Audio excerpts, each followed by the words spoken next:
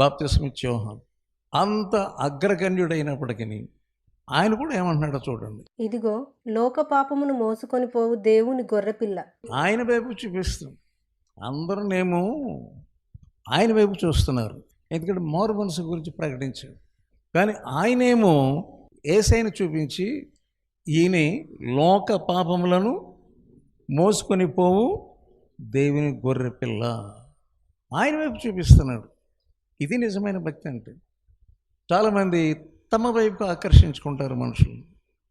మనుషుని వైపుకు నువ్వు ఆకర్షించబడకూడదు. ఒక చర్చిని కానీ ఒక మనిషిని కానీ ఎప్పుడు నువ్వు వెంబడించవద్దు. మీరందరూ నా శిష్యులే, మన చర్చిని వదలకూడదు అలా వాక్యం చెప్పలేదు. ఆయన చూడండి, అసలు ఆ టైంలో యేసుప్రభుకి అంత పలుకుబడి లేదు. కానీ పలుకుబడగలిగినటువంటి బాప్తిస్మిచ్చే యోహాను అటు చూడండి అంటున్నాడు. ఆయన